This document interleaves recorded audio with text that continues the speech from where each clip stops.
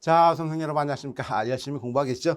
오늘 지난 시간에 기본적으로 브랜드에 대한 내용을 갖다가 이제 조금씩 한번 들어왔는데요. 물론 관여도란 개념에서 먼저 시작을 해요. 관여도하고 브랜드인데, 자, 이번 시간은 이제 사실 조금 관여도적인 측면보다는 브랜드적인 내용을 한번 더 볼 건데요. 자, 브랜드 충성도 제품 관여도라고 해서 여러분들 양가로 3번까지 지난 시간에 여러분 교재 602페이지 했었고요. 자, 이제 제품 관여도와 광고 전략 한번 살펴보십니다. 제품 관여도 광고 전략인데, 자, 기본적으로 우리가 고관여 제품과 저관여 제품적인 측면에서 한번 살펴보는 것이에요. 양가로 1번에 고관여 제품의 광고는 폭넓은 정보 캠페인에 집중하는 것이 중요하다. 자, 폭넓은 정보 캠페인에 집중하는 것이 중요한 건 고관여 제품의 특징인데, 고관여 제품은 뭡니까? 기본적으로 가격이 비싼 것이에요. 가격이 비싼 것을 갖다가 이 제품 사세요, 저 제품 사세요라고 그런 식으로 광고하긴 한계가 있죠. 여러분들 아마 자동차라든가 좀 가격이 비싼 제품 TV 같은 데서 선전할 때 충분히 어떤 의미인지는 여러분 알고 있을 것이에요. 그래서 거기에 나오는 제품의 관여도와 광고 전략에서 동그라미 1번의 고관여 제품의 광고는 폭넓은 정보 캠페인에 집중하는 것이 중요한데 반해서 저관여 제품 경우는 몇 가지 중요. 자, 폭넓은 정보 캠페인에 집중하는 것은 고관인데 저관여 제품도 알아야 돼요. 그래서 저관여 제품은 몇 가지 중요한 요점, 그래서 그 중요한 요점을 부각시켜 가지고 소비자들에게 물건을 구입하게 만드는 것입니다. 자, 동그라미 2번에 고관여 소비자는 구매 전에 상품 및 브랜드에 대한 평가를 한다. 자, 여기 나오는 고관여적인 측면이에요. 그래서 구매 전에 상품 및 브랜드에 대한 평가를 하는 것은 고관여 제품이고요. 저관여 제품 같은 경우는 우선적으로 구매를 한 다음에 구매 후에 평가를 합니다. 그래서 저관여 제품과 고관여 제품의 어떤 특징적인 것 바로 나올 수가 있겠죠. 여러분께서 아시겠지만은 고급 승용차를 살 때는 나는 오로지 별 모양이 있는 자동차를 사겠다고 한다면은 기본적으로 구매 전에 나는 오로지 그 상품만을 생각하는 것입니다. 뭐 중고차 시장을 가든지 아니면 신차를 구입하든지 나는 오로지 그 차밖에 눈에 안 띄는 것이에요. 실제로 길을 다니더라도 다른 모든 차종이 굉장히 많이 있지만은 내가 관심이 있는 차종만 눈에 띄고 다른 차종은 절대 눈에 띄지 않게 되는 것이죠. 그런 의미.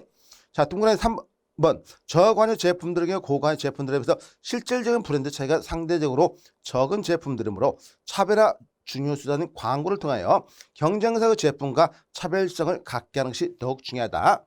그 다음 마지막 동그라미 4번 반복되는 단문 메시지를 사용하여 수동적인 학습 효과를 향상시키고 브랜드 친숙도를 높여야 한다.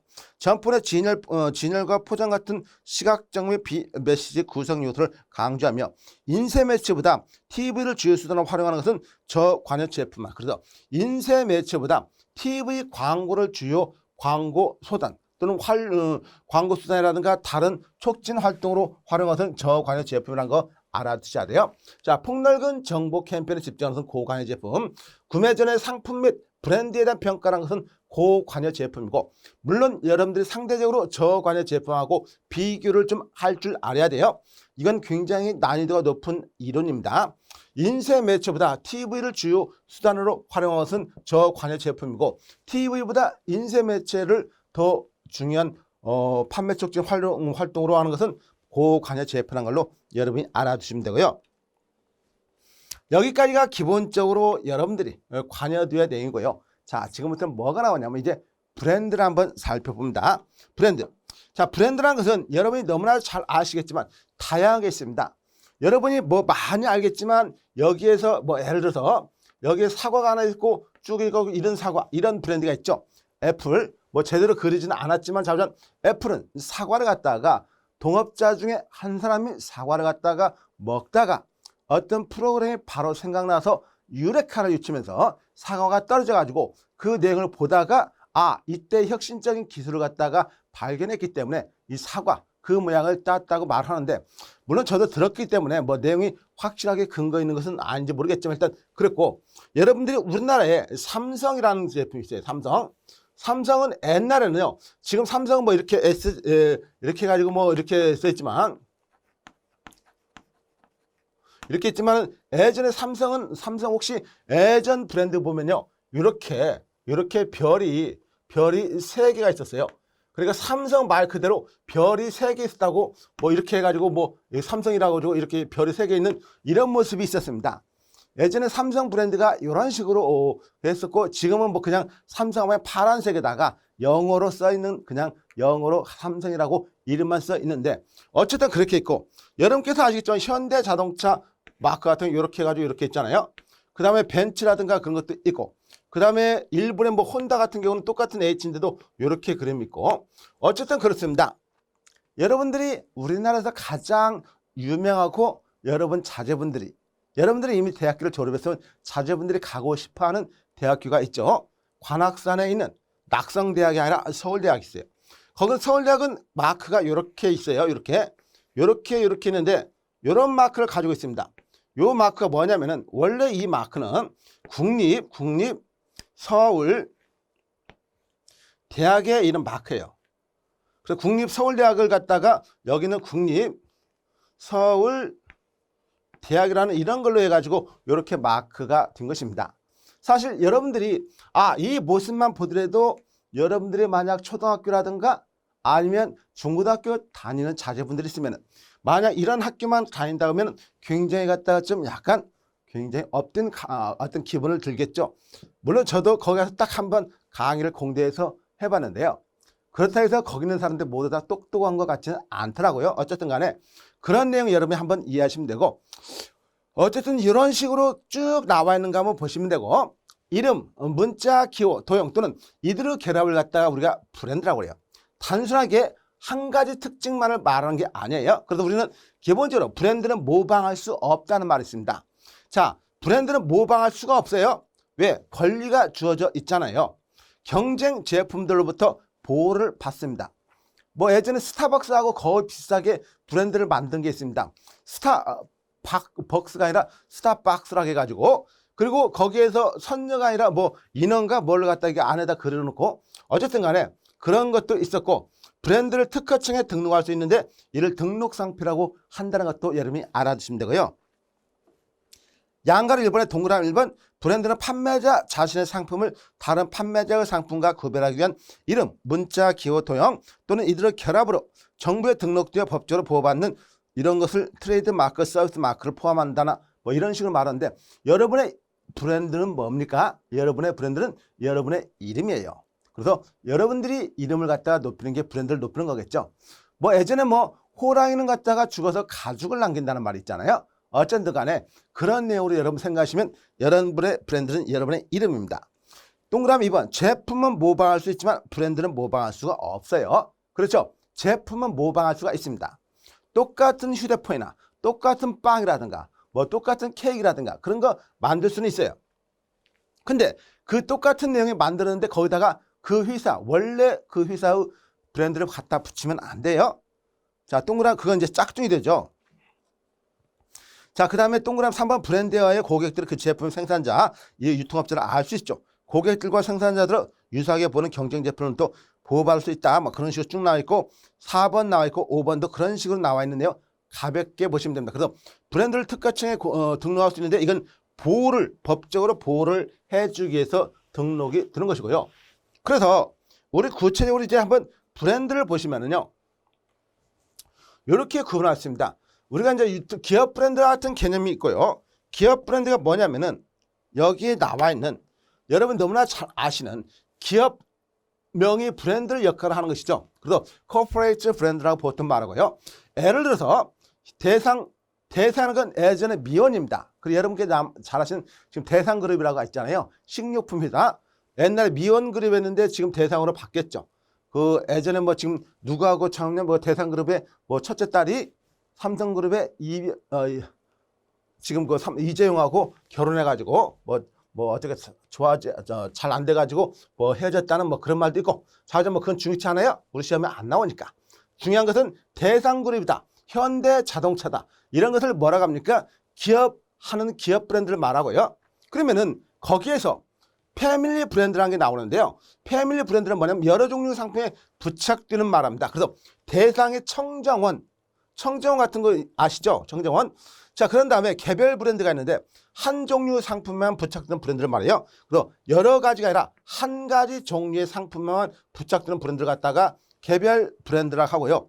그 개별 브랜드는 기본적으로 여기 나오는 햇살 간장이라든가 뭐 대상 같은 경우, 현대 자동차 같은 경우 소나타 이렇게 말하고, 자, 그래서 브랜드 수식어가 있는데 이건 구형 모델과 구분하기 위해서 브랜드 뒤에 갖다 붙이는 거, 뭐 예를 들어서 여기는 NF 소나타, 뭐 여기는 햇살 간장이니까 뭐 여기서 이건 끝날 수도 있고, 그래서 기본적으로 크게 구분을 했을 때 기업 브랜드, 패밀리 브랜드, 개별 브랜드, 브랜드 수식어라는 이런 단계로 거친다는 걸 여러분이 알아두시면 됩니다. 자, 그런 흐름으로만 여러분이 전개된다는 거 보시면 되고, 그게 이제 거기 교재에 나와 있어요. 그래서 그 내용을 여러분이 보시면 되고, 자, 그 다음에 양가림은 그 브랜드 개발 전략인데 그건 크게 의미 있는 건 아니니까 그냥 넘어가셔도 됩니다. 다음 페이지 양가로 3번에 제조업자 브랜드하고 유통업자 브랜드가 있는데, 역시 이것도 여러분이 앞에서 한번 한 것입니다. 제조업자 브랜드하고 유통업자 브랜드라는 그런 내용은 당연히 앞에서 한번 했는데, 그게 뭐냐면은, 자, EDLP 가격 전략, 할인점을 할 때 여러분 하겠어요. 할인점에서 가장 큰 특징이 두 가지가 있는데 바로 EDLP하고 PB라고 그랬죠. 그래서 그때 PB 할 때 NB를 말했었죠. 그래서 제조업자 브랜드하고 유통업자 브랜드인데, 중요한 것은요, 제조업자 브랜드를 간단히 말하면 신라면, 농심의 신라면을 말하고, 유통업자 브랜드는 쉽게 말하면 이마트에 맛으로 승부하는 라면이에요. 그래서 이마트 라면하고 농심 라면을 비교했을 때 제조업자 브랜드가 농심 라면, 이마트 라면이 유통업자 브랜드예요. 자, 기본적으로 소유권이 누구에게 있느냐에 따라서 구분합니다. 그 소유권이 만약에 제조업자에게 있으면 제조업자 브랜드, 유통업자에게 있으면 유통업자 브랜드라는 이런 기준에 의해서 구분을 한다는 거 알아두시고요. 그게 바로 2번과 3번에 나와 있어요. 제조업자에게 있으면 제조업자 브랜드, 유통업자에게 있으면 유통업자 브랜드. 그리고 전체적으로요, 그 진열 상품이라는 게 있는데, 진열 상품 중에서 이 PB 제품, 유통업자 브랜드가 너무 많으면은 소비자들에게 인식이 별로 안 좋다는 것이에요. 왜냐하면은 이 PB하고 MB하고 가격을 비교했을 때 PB 제품이 더 훨씬 쌉니다. MB 제품보다 훨씬까지는 아니더라도 좌우지간 싸요. MB보다. 그러면은 똑같은 라면을 갖다가 사더라도 신라면과 이마트 라면이 있을 때 소비자들은 가격적인 측면에서 이마트 라면을 살짝 고를 수는 있겠지만은 어쨌든 소비자들은 신라면 자체를 더 선호하기는 하죠. 그래서 어쨌든지 간에 PB하고 MB하고 있을 때 신라면이 없다고 한번 생각해봐요. 모두 다 이마트 라면밖에 없다. 아니, 그러면 여기 와서는, 아니, 여기는 왜 신라면 없고 이마트 라면밖에 없어? 왜 듣보잡 라면들만 이렇게 있어? 라고 생각할 수도 있기 때문에 진열 상품 중에서 PB 상품의 구성비가 너무 많으면 고객들이 신뢰를 갖지 않고 MB 상품이 적정하게 있어야 돼요. 자, 그래서 그런 개념이고, 이런 PB 제품과 이런 것을 갖다가 뭐라고 하냐면 제너릭스 상품이라고 하고, 또 간혹 가다가 가격이 우리가 앞에 했을 때 가격이 싸면은 품질이 낮다고 생각한다고 그랬죠. 가격이 비싸면은 품질이 좋다고 생각을 한다고 그랬죠.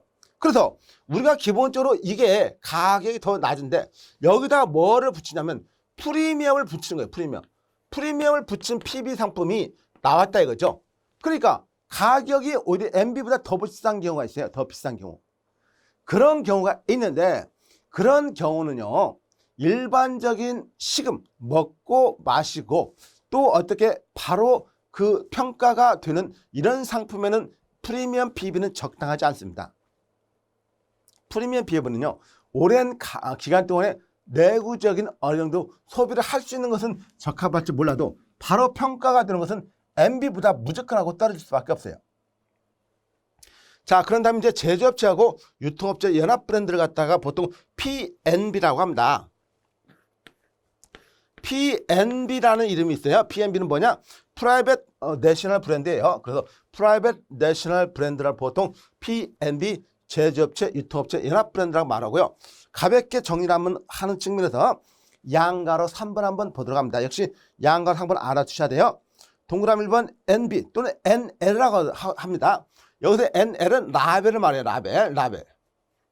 그리고 라벨, 즉 내셔널 라벨, 프라이빗 라벨을 말합니다. 그래서 NL, NB라고 하는데 NB 제품과 PB 제품의 구분은 브랜드 소유권이 누구에 있느냐에 따라 구분하며 브랜드 사용권, 신청 및 획득권, 소속 상품의 특성을 구성하고 변형할 수 있는 권한이 제조업자에게 있으면 NB, 유통업체 PB라고 한다. 동그라미 2번 NB는 제조업자 브랜드를 결정하는 것이며 PB는 유통업자가 자체적으로 제품 기획을 하고 제조하여 브랜드를 결정한다. 동그라미 3번 유통업체 브랜드는 유통업체의 독자적인 브랜드명, 로고, 포장을 갖고 유통업체는 PB를 통해서 점포 충성도를 증가시킬 수 있다. 대형마트, 편의점 등에서 PB 비중을 증가시키고 있어 중간 마진폭을 제거하여 추가 이윤을 남길 수 있다. 실질적으로 지금 점점 PB 제품의 비중이 굉장히 높아지고 있죠. 유통업체에서. 그래서 거의 갖다가 이마트 같은 경우는 아마 2만 종 가까이가 아마 넘지 않을까 생각하는데 어쨌든 전체 상품 비중에서 거의 30~40%가 PB 제품으로 구성이 되어 있다는 걸로 여러분이 이해하시면 되고요.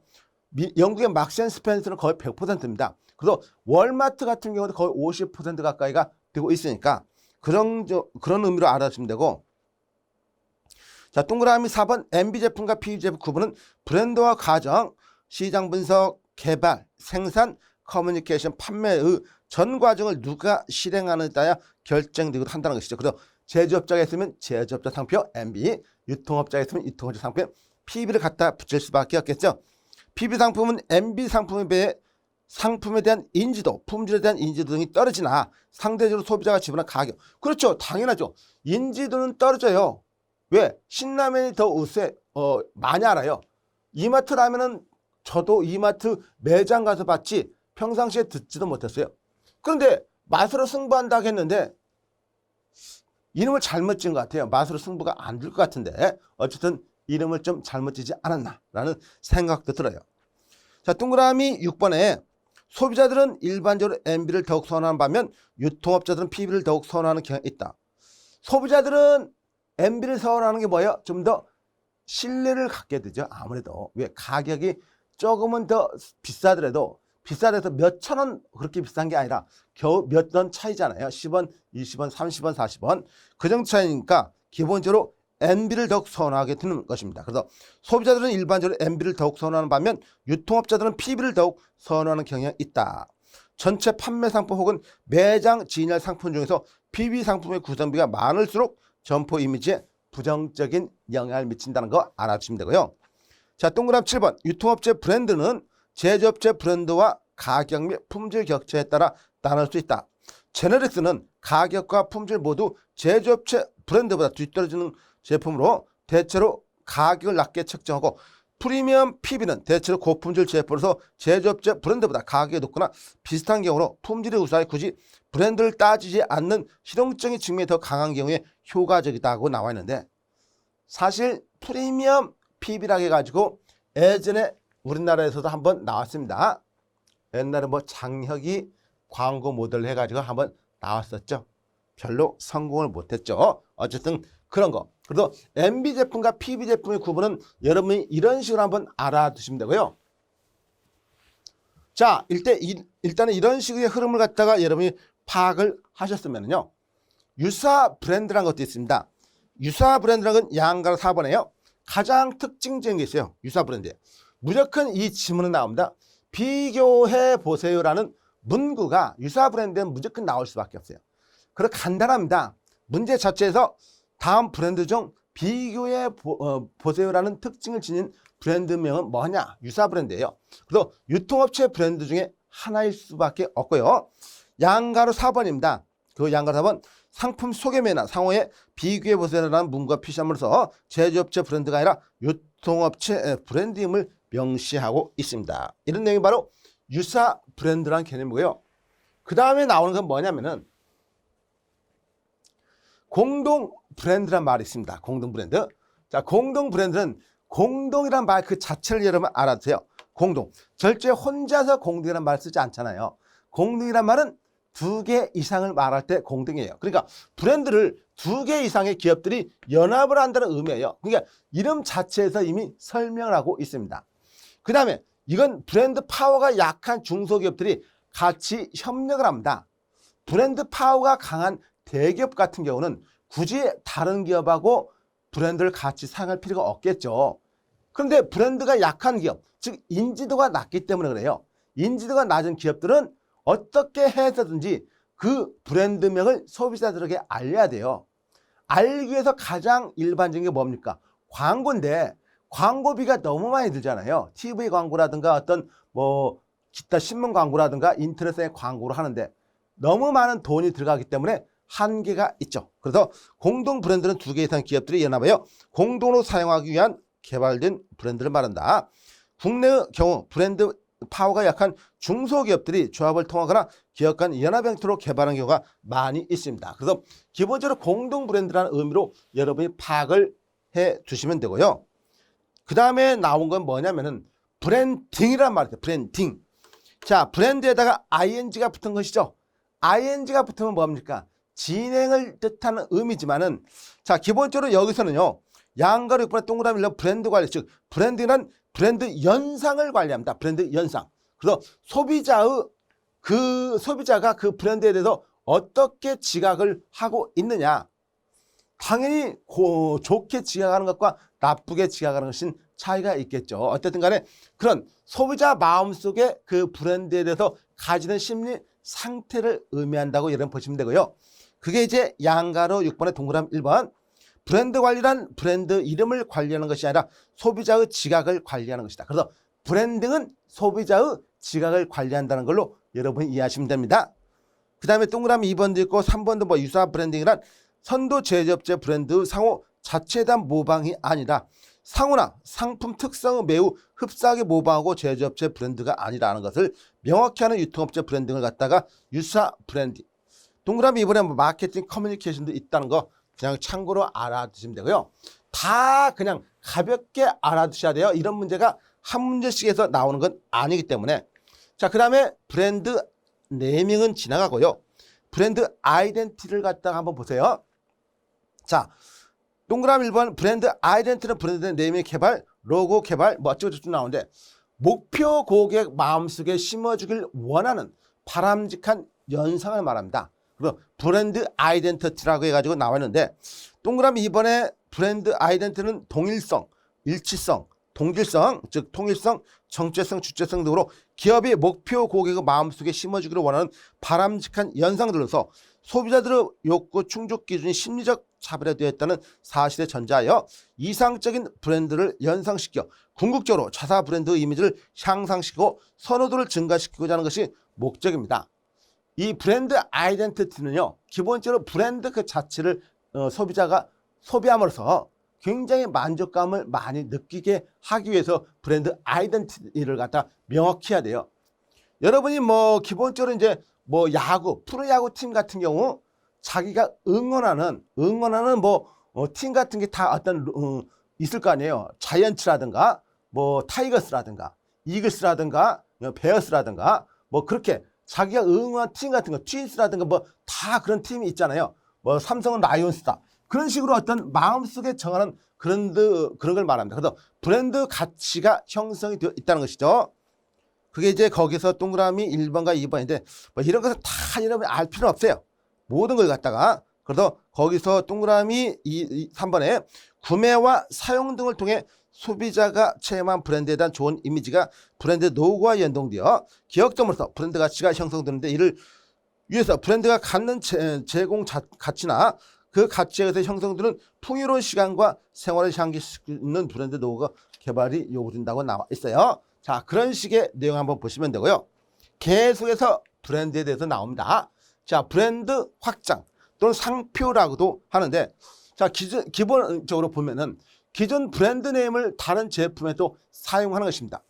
여러분들 간혹 가다가 뭐 요즘 뭐 어떤 그 잠바 같은 거 크게 입고 가는 거 보면은 뭐 이렇게 네모치고 가지고 이런 마크 같은 거 있는 거 보셨나요?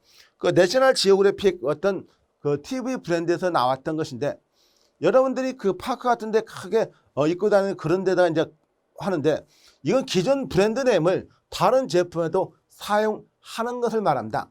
아마 인지도가 있는 브랜드 같은 경우는 그렇게 함으로써 소비자들에게 인지도를 알리는 역할을 하겠죠. 왜? 소비자들이 그 브랜드 TV에서 그렇게 봤을 때 그런 브랜드라면은 뭔가 좀 내가 TV에서 신뢰가 있었으니까 그 옷도 신뢰를 갖겠다라는 생각을 할 수가 있는 것이에요. 라인 확장과 카테고리 확장이라는 게 있는데 거기 동그라미 2번의 라인 확장은 뭐냐면요. 동그라미 1번에서 라인 확장과 카테고리 확장을 구분했어요. 2번의 라인 확장은 기존 제품의 카테고리에서 새로운 세분 시장으로 진입할 때 새롭게 개발된 제품에 모 브랜드를 적용하여 확장하는 것으로 예를 들어서 연령이라든가 성, 그다음 스타일, 아이템을 가지고 세분한 것을 보통 이제 브랜드 라인 확장이라고 해요. 그래서 라인 확장과 카테고리 확장도 있는데 카테고리 확장이라는 것은 동그라미 3번에 나와 있는 내용입니다. 모 브랜드 제품군에 전혀 다른 범주 제품군으로 진입할 때 모 브랜드를 적용하여 확장하는 것으로 예를 들어 제일제당에서 식물나라 브랜드를 확장하여 샴푸에 대해서도 적용하고 있으며 뭐 갤로그가 시리얼 브랜드 뭐 이런 식으로 쭉 나와 있는데 그냥 예를 거기다 드러났기 때문에 여러분 한번 참고로 하시면 되고요. 그래서 라인 확장하고 카테고리 확장은 뭐 충분하게 구분을 할 수 있는 것이고요. 어쨌든 브랜드 확장은 크게 라인 확장과 카테고리 확장으로 하는 걸로 알고 있고 관련성 있느냐 관련성이 없는 걸로 하느냐고 구분을 하시면 돼요. 자, 그런 내용으로 여러분이 파악을 내주시면 되고 중요성이 그렇게 높은 건 아니에요. 브랜드가 굉장히 많이 나오고 있지만 그냥 제가 해둔 내용으로만 여러분이 구분하시면 됩니다. 자, 그런 다음에 브랜드 확장이라는 게 있는데 거기 확장을 보시면요. 자, 여기서 신제품 브랜드명을 함께 사용하는 경우 신제품의 기존 브랜드 새로운 제품이 나왔는데 거기다가 소나타 브랜드를 그대로 사용하는 것이에요. 그러다 뭐 여러분들께서 아시죠? 그랜저를 갖다가 갑자기 자동차를 선전하면서 어떤 의미? 성공이라는 이미지를 심어줍니다. 성공한 사람은 그랜저를 탄다. 이런 이미지가 그랜저를 탄 사람은 성공을 했구나라고 판단을 해주는 것이에요.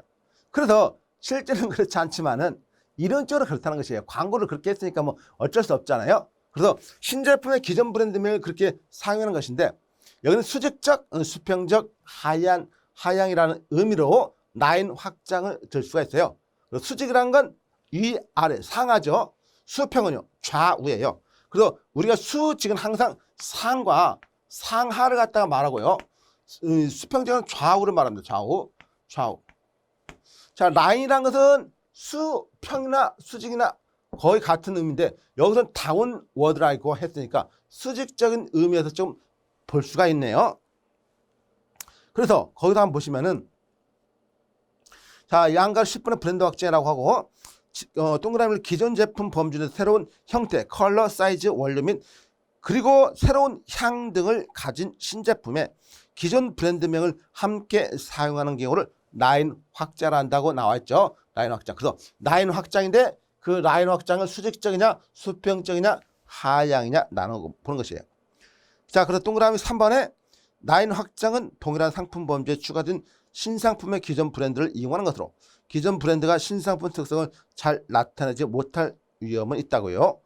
동그라미 4번의 수직적 라인 확장은 라인 확장 등 신상품이 기존 상품보다 가격이 낮거나 높은 경우 그래서 가격적인 측면에서 수직적인 라인 확장을 받고요.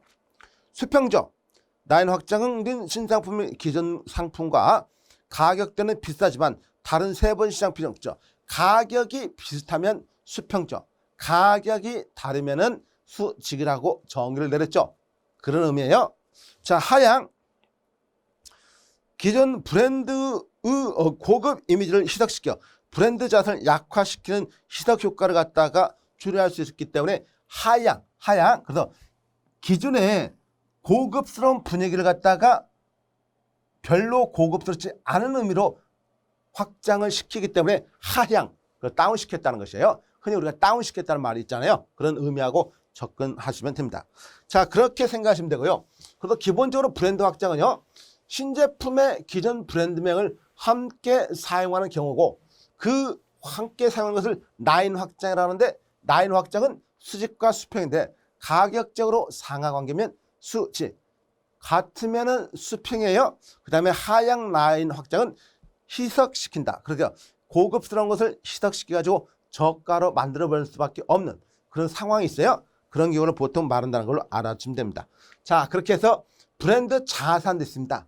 브랜드 자산의 기본적인 개념은요, 인지도하고 이미지로 구성이 되세요. 그리고 브랜드 자산은 뭐냐? 이건 브랜드 인지도라는 개념하고 브랜드 이미지가 있습니다. 자, 브랜드 인지도. 우리나라 같은 경우 가장 세계적으로 가장 인기가 있는 브랜드가 뭐예요? 우리나라 대표적으로 전 세계에서도 15손가락 안에 드는 브랜드 삼성이 있죠. 삼성. 그러면 여러분께서 아시던 삼성이라는 브랜드는요, 전 세계적으로 인지도가 굉장히 높습니다. 근데 이미지가 그렇게 높으냐라고 했을 때는 우리나라 사람들 같은 경우는 약간 고개를 갸우뚱할 것이에요. 삼성그룹이 약간 이재용 씨가 무슨 내 때문에 법원에 재판을 받고 있다, 이렇게 했을 때 많은 사람은 대기업의 거의 총수나 마찬가지잖아요. 그러면은 그 사람의 이미지, 즉 삼성이라는 이미지가 그렇게 호감적으로 보이지는 않잖아요. 그래서 인지도하고 이미지인데 그 브랜드 자산은요, 인지도하고 이미지를 같게 높게 함께 가야 돼요. 그래서 어떤 사람은 어떤 브랜드는 인지도는 높지만은 대기업 같은 경우 갑질을 하는 기업이 많이 있잖아요. 그 기업은 기본적으로 많은 사람이 알기 때문에 인지도는 높습니다. 그런데 갑질이라는 그 이미지는 아주 이미지를 나쁘게 다운시키는 것이에요. 그래서 이미지가 별로 안 좋은 경우도 많이 있고, 뭐 우리나라 같은 경우 너무나 유명하겠지만은 유한그룹 같은 경우는 기업의 인지도하고 이미지는 같이 높아갔잖아요. 그래서 어쨌든 간에 그런 기업가 정신이 풍부한 기업이 많이 우리나라도 좀 나타났으면 좋겠는데 한계가 있는 것 같아요. 우리나라는 약간의 어쨌든 그런 거. 그래서 브랜드 자산의 개념이 나와 있는데요. 동그라미 1번의 브랜드 자산이란 어떤 브랜드를 가진 제품이 브랜드가 없는 경우에 비해 그 브랜드가 부착됨으로써 획득하게 되는 차별적인 마케팅 효과를 브랜드 자산이라고 합니다. 동그라미 2번의 차별적 마케팅 효과는 마케팅 노력에 대한 소비자 반응의 차이로 브랜드 애호도, 인지도, 지각 등 품질 연상에 의해서 나타나고요. 동그라미 3번은 기본적으로 브랜드 자산은 인지도하고 이미지라는 이런 식으로 나타나 있다는 걸로 알아두시면 되고, 양가로 이번에 브랜드 자산 원천도 있는데요. 뭐 원천 같은 경우는 이런 거에서 시작된다는 걸로 여러분이 이해하시면 되고, 개발 전략도 있습니다. 개발 전략도 있는데, 자, 거기서 여러분 동그라미 6번을 한번 보세요. 6번. 일단 동그라미 1번은 먼저 있고 6번만 그냥 보세요. 1번과 6번만 여러분 읽으시면 됩니다. 기업은 브랜드 개발과 관련해 4가지 선택 대안을 고려할 수 있는데, 이는 라인 확장, 브랜드 확장, 복수 브랜드, 신규 브랜드 의미하는 것이다. 자, 동그라미 6번에 같은 브랜드 상품이 서로 다른 유통 경로를 판매될 경우 경로 간 갈등을 일으킬 위험이 있다. 캐즘이란 말이 있어요. 캐즘은 여기서 처음 나오고 나중에 유통정보에서 다시 나오는데요. 거기서 나오는 캐즘하고 여기서 나오는 캐즘하고는 개념적으로 좀 달라요.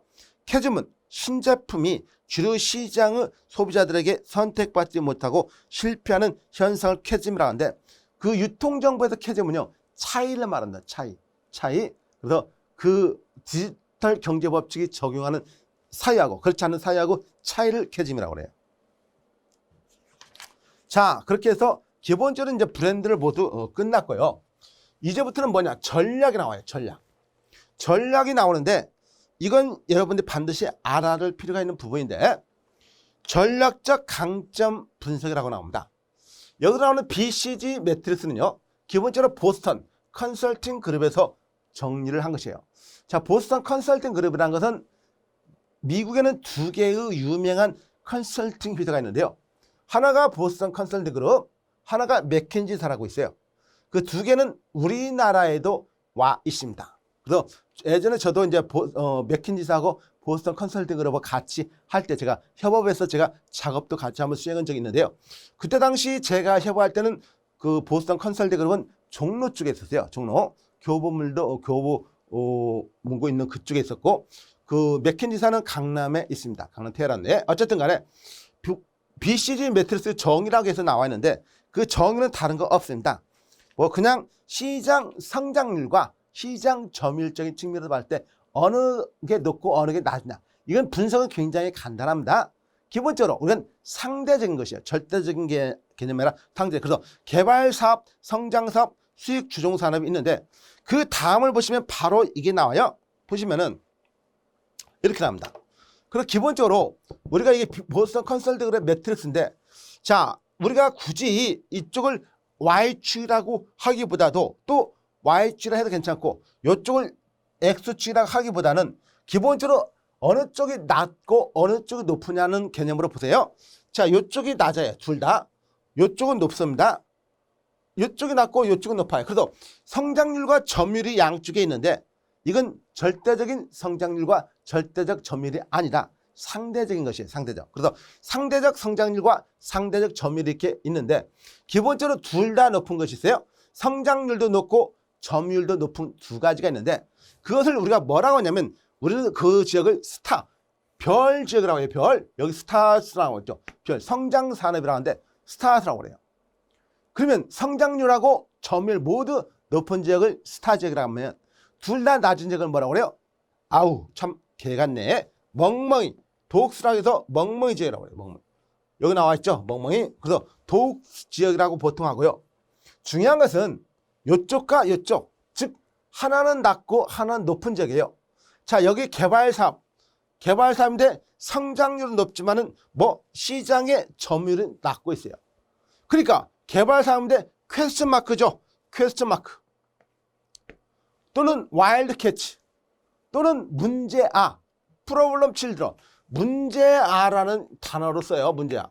프로블럼 칠드런이라는 문제아 영역이 어디냐. 성장률은 높지만은 점유율이 낮은 그런 지역을 문제아 영역이라고 보통 말하고요. 여기 말씀 여기 있습니다. 성장률이 너무 높아요. 너무 높다는 개념보다 성장률은 너무 다했어요. 더 이상 성장을 할 수가 없어요. 더 이상 올라갈 곳이 없어요. 그러면 더 이상 이제 올라갈 곳이 없다는 것은 뭐예요? 내려올 수밖에 없겠죠. 내려오는 거. 그래서 성장률은 뭐냐? 더 이상 올라갈 곳이 없기 때문에 성장은 더 이상 안 돼요. 그렇지만 시장의 점유율은 엄청 높아요. 그만큼 엄청나게 열심히 노력했다는 것이죠. 그래서 여기는 뭐냐? 캐시코, 현금 젖수라고 그래요. 현금 젖수. 현금 젖수인데 그러니까 현금 젖수는 뭐냐면은 여러분 젖소 보시면은요. 우유를 짜잖아요.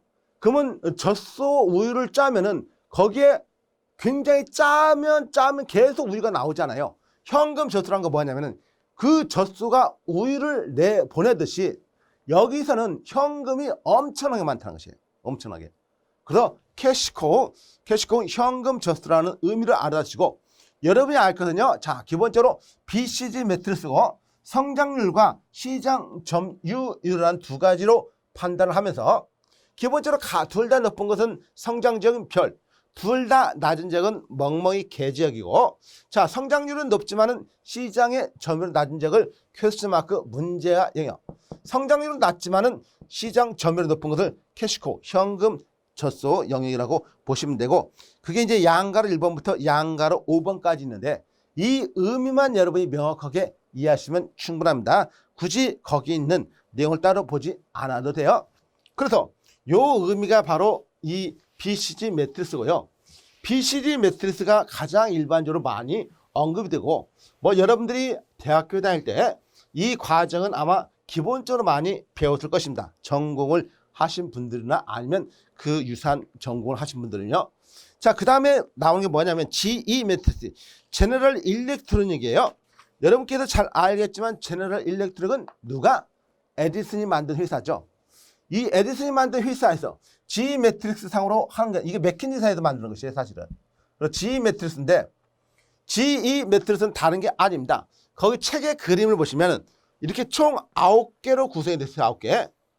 9개로 구성이 되어 있는데 9개라는 의미는 매트릭스가 9개라는 것이에요. 칸이 9칸.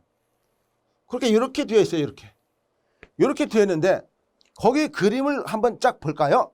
9개니까 당연히 저와 중과 고가 있겠죠. 저, 중보. 뭔지는 모르겠지만 저가 중이 있고 고가 있어요. 고.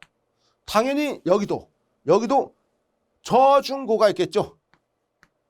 저와 중과 고가 있는데 여기서 의미하는 건 뭡니까? 아까 BCG 매트리스는 저, 중, 고인데 BCG 매트리스 같은 경우라면 저와 중과 고인데 여기서는 뭐예요? 이쪽에서 저, 중, 고로 나온 것이죠. 이건 분석의 편의를 위해서 한 것이고, 그래서 기본적으로 어떻게 하냐면은 이렇게 할 수가 있어요. 이렇게. 그래서 이제 이렇게 여기 있는 여기 이렇게 여기 있는 것과 그 다음에 여기 있는 여기 있는 거 그 다음에 여기 밑에 있는 거 여기 그 다음에 여기 있는 거 이런 식으로 구분을 합니다.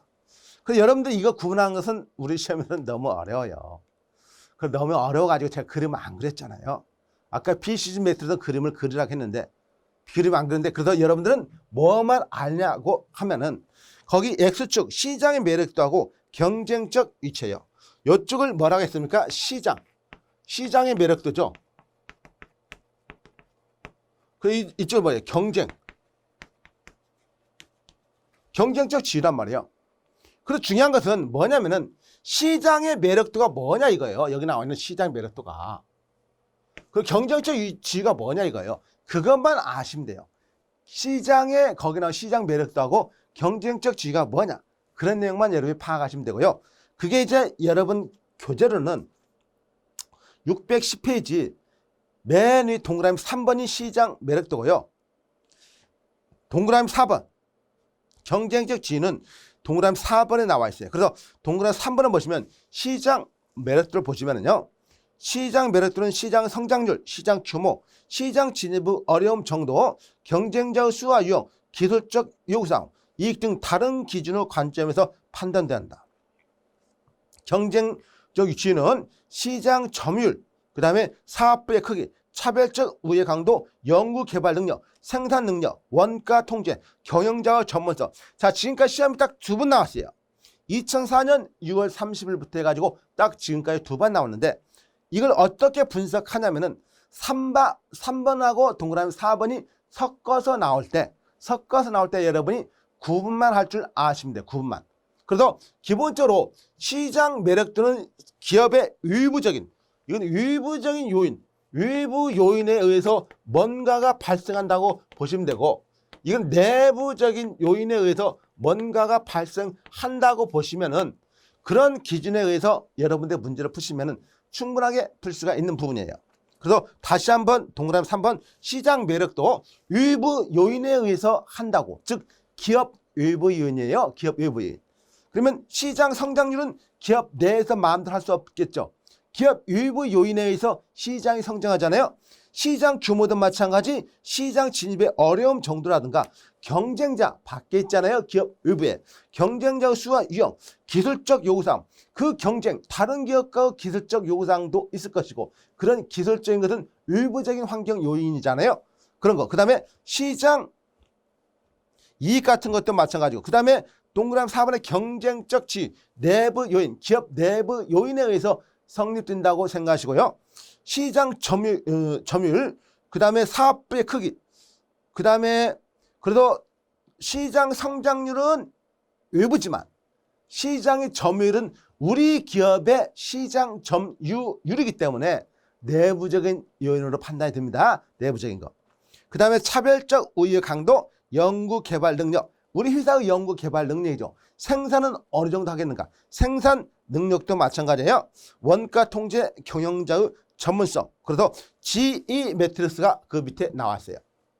여러분, 우리가 앞에서 배웠던 거 참고로 한번 잠깐 보시면은 GE에서 뭐가 나왔습니까? 바로 ABC 재고관리 기법이 나오세요. 그래서 제너럴 일렉트릭의 1952년 제너럴 일렉트릭 HDT키가 ABC 재고관리를 한다고 제가 어디에서 유통 물류 일반할 때 물류 파트에 제고할 때 제가 설명을 드렸습니다. 거기 같은 내용이고요. 어쨌든 그런 게, 그래서 양가로 2번, 3번, 4번, 5번, 6번인데 이런 거 알면은 오히려 여러분 더 헷갈립니다. 그러니까 이런 거 차라리 알라고 하지 마시고, 왜냐면은 지금 이런 거 너무 알면은요 시험에서 더 혼란만스럽습니다. 그래서 딱 나올 파트, 제가 이미 여러분에게 설명드렸죠.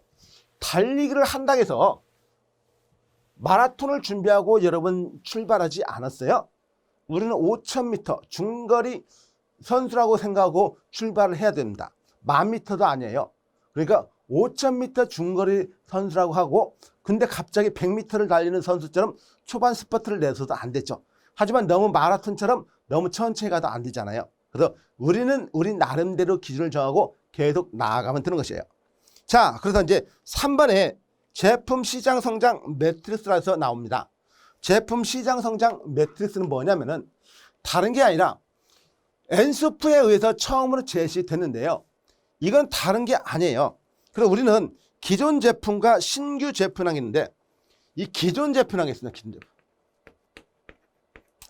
기존 제품 있고 신제품 할게요. 신제품. 신제품이 있어요. 그리고 기존 시장도 있겠죠. 기존 시장. 기존 시장도 있고 신시장이 있다고 봐요. 신시장. 여기서 중요한 것은요. 매트리스로 이렇게 그린 것이에요. 매트리스로 이렇게 그려가지고 매트리스로 이렇게 그렸습니다. 그래서 매트리스로 이렇게 그려가지고 여기서 의미하는 건 다른 게 아니라 기존 제품을 가지고 기존 시장에 들어간 것을 뭐라고 하느냐 이거예요. 기존 제품을 가지고 기존 시장에 들어간 것을 뭐라고 하느냐. 무조건 하고요. 있었던 걸로서 있었던 곳을 들어가면 뭐라고 하냐. 시장 침투라고 그래요. 여기는 무조건 하고 시장 침투. 그리고 동그라미 2번이에요. 무조건 하고 동그라미 2번. 시장 침투. 시장 침투예요. 자, 그냥 글로 쓸게요. 왜냐하면 나중에 다른 거하고 더 할 것 같으니까. 그래서 시장 침투. 시장 침투예요. 그 다음에 기존 제품 가지고 새로운 시장에 들어간다. 여러분 새롭다는 것은 뭡니까? 신. 뭔가는 모르겠지만 처음으로 나타난 것이죠. 그럼 처음으로 나타났으면 거기에다가 우선권을 줍니다. 그럼 신자가 붙으면요. 신자가 이렇게 붙잖아요. 신자가. 그러면은 먼저 여기 이 단어를 써줘요. 단어. 단어 써줘가지고 여기다가 시장. 시장을 써준 거예요. 시장. 그러면 기존 제품 가지고 새로운 시장을 어떻게 했어요? 개발한 것이죠. 새로운 시장을 어떻게 했느냐? 개발한 것이에요. 그래서 시장 개발하고 말았어요. 개발. 그럼 이건 뭐냐면은 새로운 제품 가지고 기존 시장에 들어온 것이에요. 그럼 역시도 여기도 제품이죠. 제품. 그러니까 신자가 붙었고 제품이 이렇게 있으면은 제품을 먼저 써줘야 되죠. 제품. 그리고 제품을 어쨌든 무조건 써줘야 돼요. 그 제품은 어떻게 한 겁니까? 여기는 기존에 없었던 제품이에요. 근데 기존에 있던 시장으로 들어갔어요. 그러면 기존에 없었던 것이 뭔가가 발견되거나 그러면 개발됐다고 하는 개발. 그러니까 제품 개발이에요. 제품 개발. 여기도 시장 개발했잖아요. 개발. 없었던 곳에서 뭐가 새로운 게 있으면. 그래서 신자 있는 데는 무조건 그냥 개발자가 붙는다고 여러분 생각하시면 됩니다. 개발자가. 그 다음에 새로운 게 없었던 곳에서 새로운 시장으로 나왔어요. 그러면 없었던 거에서 또 없었던 것을 또 이렇게 만났어요. 그러면 없었던 거에서 없었던 시장으로 다시 이렇게 만들어지니까 많아졌죠. 왜냐하면 없었던 거에서 없었던 것이 다르게 새롭게 나온 것이니까 많아졌잖아요. 이런 건 뭐냐? 만을 다자, 다. 그래서 다각화라고 해요. 다각화. 다각화. 그래서 이런 식으로 쓴다 이거예요. 이런 식으로. 그래서 우리가 제품 시장 성장 매트리스는 엔소프에서 처음 개발됐고 시장 침투, 시장 개발, 제품 개발. 자, 개발자가 이미 나왔다는 걸로서 알 수 있겠죠. 아하, 이건 새로운 시장에 들어간 것이구나. 이런 것은 새로운 제품을 가지고 들어간 것이구나 하고 판단할 수가 있어요. 그리고 다각화라는 것은 새로운 것이 두 개나 되어 있잖아요. 새로운 제품으로 새로운 시장에 들어가서 다각화란 말을 쓸 수밖에 없다는 것이에요. 그게 이제 양가로 1번부터 해가지고 양가로 2번, 3번, 4번, 5번 이런 식으로 나와 있으니까 여러분들은 굳이 거기 지문을 글씨 자체로 읽지 않으셔도 의미로만 파악하시면 돼요. 왜? 우리 시험에서도 당연히 이 의미 내용, 기존 제품을 가지고 기존 시장에 들어간 걸 뭐라고 하느냐. 시장 침투라고 해야지 뭐 저기 나온 제품 개발하면 되나요? 안 되잖아요. 그래서 그런 의미의 흐름을 여러분이 좀 알아주셨으면 해요. 자, 그래서 양가로 1번, 2번, 3번 4번, 5번까지 바꿔요. 이제 소매업체 성장 전략이 있습니다. 성장 전략인데 613페이지 그림을 한번 보세요. 그림을 보시는데 뭔가 모르게 많이 어디서 본 것 같죠. 뭔가 모르게 어디서 많이 본 것 같아요. 시장 침투, 시장 확장. 그래도 여기는 뭡니까? 여기는 다른 게 아니라 기존 소매 업태예요. 시장은 똑같은데 업태입니다. 업태. 그래서 업태. 기존 업태를 가지고 기존 시장에 들어갈 때 뭐라고 하느냐? 기존 업태를 가지고 새로운 시장에 들어간 걸 뭐라고 하느냐? 새로운 업태를 가지고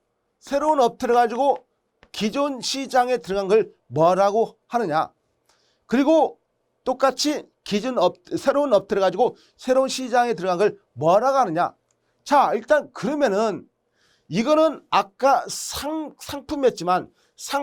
제품이나 상품이나 구분은 나중에 하겠지만 일단 제품이었지만은 업태라는 어떤 그 점포의 운영 형태를 가지고 나오는 것이에요.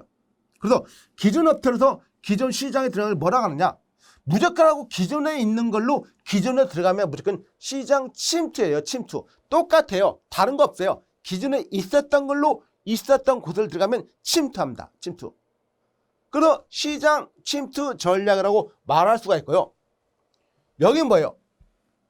시장이니까 시장자를 당연히 새로운 거, 기존 업태를 가지고 새로운 시장에 들어갔으니까 시장자를 또 써줘야죠. 시장자를 써주는데 시장이 어떻게 됐어요? 기존 업태로 거기에 10개의 업태가 있었는데 11개의 업태가 돼버린 것이죠. 기존 업태 가지고 새로운. 그러면 어떻게 된 거예요? 시장이 확장이 된 거죠. 확장. 그래서 시장이 확장된 거죠. 확장. 왜? 10개에서 11개가 됐으니까 시장 확장된 거죠. 그 다음에 여기는요. 자, 새로운 업태로서 새로운 시장, 기존 시장 들어갔어요. 그럼 여기는 업태니까 업태를 또 써줘야 되나, 업태. 여기도 시장이니까 신자이니까 시장을 먼저 써주고. 그럼 여기는 뭡니까? 역시 여기는 업태니까 새로운 업태로서 기존 시장에 들어갔기 때문에 이건 업태를 개발한 것이에요. 기존 시장에 있었던 것이니까 기존 시장이니까. 그래서 업태를 개발한 것이에요. 그래서 업태 개발하고 써줄 수가 있어요. 당연히 여기는 다각화예요. 그러니까 이거하고 이건 같은 말이에요. 제품이나 업태나 이렇게 기존이라든가 여기 이렇게 온 것은 똑같은 용어로 같이 써요. 다각화 전략. 근데 이런 것도 거의 같은데 여기는 시장 확장. 왜? 새로운 건 항상 써준다고 그랬잖아요. 새로운 건 이렇게 항상 써준다고 했죠. 시장 확장이 들어간 것이고. 왜냐하면 당연히 시장 확장이 이름이 들 수밖에 없어요. 시장 개발한 말이 안 되잖아요. 왜? 기존 업태에서 새로운 시장에서 이제 업태가 들어갔으니까 시장을 확대한 것이잖아요. 확장한 것이잖아요. 그리고 여기 같은 경우는 새로운 업태로서 여기에서 업태로 기존 시장에 들어갔기 때문에 업태를 개발한 것이고 새로운 시장의 장사를 여기서 한다면은 시장을 확장시킨 것이에요. 그러니까 원래 시장이 없었어요. 원래 시장이 없었는데 내가 그 주택가에다가 업태를 가게를 하나 열었어요. 그러면 거기 가게를 하나 열었다는 것은 거기 시장이 형성된 거잖아요. 그래서 시장이 확장된 것이에요. 그래서 그런 의미로 보는 게 바로 거기 나와 있는 거예요. 일단은 뭐 그 두 가지로 이 교재에도 그렇게 두 가지로 나와 있으니까 그렇게 정리를 일단 하시고요. 그래요. 그 두 가지를 일단 정리하도록 하겠습니다. 그래서 사실은 1급 같은 경우는 또 다른 것도 있는데 뭐 여기서는 그 두 가지로만 정리할게요. 그리고 이 두 가지로만 정리하는 걸로 정리하고 그래서 일단 기본적으로 여러분이 기존 제품을 가지고 기존 시장에 들어간 걸 시장 침투를 한다. 기존 제품을 가지고 새로운 시장에 들어간 걸 시장 개발을 한다. 새로운 제품을 가지고 기존 시장에 들어간 것을 제품 개발을 한다. 새로운 제품을 가지고 새로운 시장에 들어간 것을 다각화라고 한다. 그 다음에 기존 업태를 통해서 기존 시장에 들어간 것은 무조건 시장 침투라고 해요. 그 다음에 기존 업태를 가지고 시장을 하나 만드는 것이에요. 새로운 시장. 그러니까 시장이 확장된 것이고 자, 새로운 제품을 가지고, 아니, 새로운 업태를 가지고 기존 시장에 들어갔어요. 그러면 새로운 업태를 가지고 기존 시장에 들어갔으니까 그 업태를 개발한 것이에요. 그 다음에 새로운 업태를 가지고 새로운 시장에 들어가면 더 많아졌기 때문에 다각화가 들은 것입니다. 자, 이게 기본적인 내용이고요. 함께 알아주세요. 함께 여러분 것으로 함께 알아두시는 게 좋습니다. 자, 그런 다음에 이제 소트라는 말이 나와요. 소트. 소트라는 것은 강점과 약점이에요. 강점. 그래서 강점과 약점은 기회와 위협입니다. 자, 이건 기본적으로 내부적 여건이 있고요. 내부적인 것은 강점과 약점. 여러분들도 마찬가지입니다. 여러분들 스스로도 지금 여러분들만의 강점이 있고 약점도 있잖아요. 그리고 기회가 있고 위협이 있어요. 기본적으로 이 강점이라는 것은 뭐냐면은 기회를 얻기 위해서 강점이 이용돼야 됩니다. 이 기회를 얻기 위해서. 그래서 기회를 얻기 위해서 이거는 어떻게 되냐면 이렇게 들어가는 것이에요. 이렇게.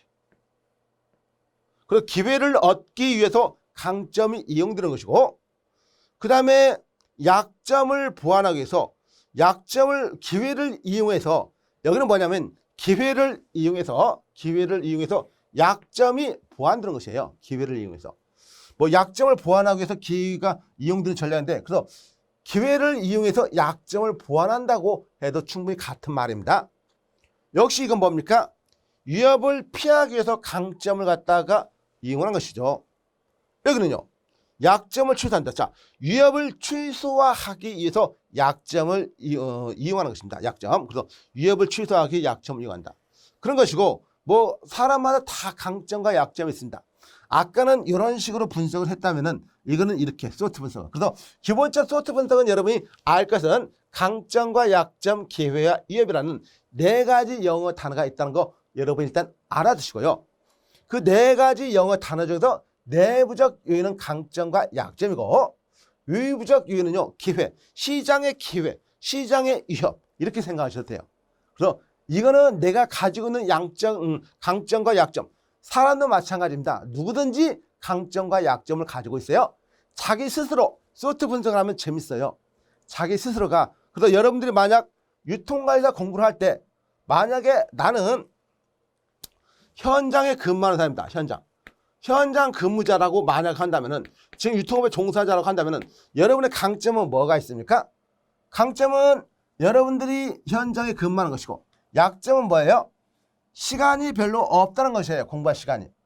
그러면 어떻게 이용합니까? 기회라는 것은 어때요? 자, 여러분들은 기본적으로 합격을 이용하기 위해서 현장에 있는 지식을 내가 이용하는 것이에요. 그다음에 약점은 뭐예요? 시간을 갖다가 여러분들이 보완하기 위해서, 지금 시간이 없는 걸 보완하기 위해서 뭐 영상 강의라든가 이런 걸 듣는 거겠죠. 위협도 마찬가지. 뭐 그런 식으로 한번 이런 분석을 하면은 재밌게 분석이 가능하고요. 뭐 이 분석하는 걸 시험에서 묻는 게 아니라, 우리 소트 분석이라는 건 다른 게 아니라 네 가지 영어 단어로 구성되어 있고, 내부적 요인과 외부적 요인이 무엇인가만 있느냐 구분만 할 줄 아시면 충분히 지금까지 모든 시험에서 다 맞출 수가 있는 것입니다. 그래서 여러분들이 거기에 나와 있는 그 의미를 한번 소트 분석이라는 걸로 양가로 1번부터 동그라미 3번에 나와 있는 소트 분석은 마케팅 전략 수립 시 가장 먼저 활용된 전략 모델을 할 수 있으며, 사업의 목표를 달성하기 위한 방향을 잡아 대처하는 방법 또는 마케팅 수립한다. 이는 내부 여건으로 강점과 약점이 있고, 외부적 요인으로 기회와 위협이 있다는 거 알아두면 되고, 강점과 약점, 기회와 위협이라는 그 내용 그대로 나와 있어요. 그래서 그걸 여러분이 보시면 됩니다. 자, 이번 시간 여기까지 하시고요. 다음에 계속 진행하겠습니다.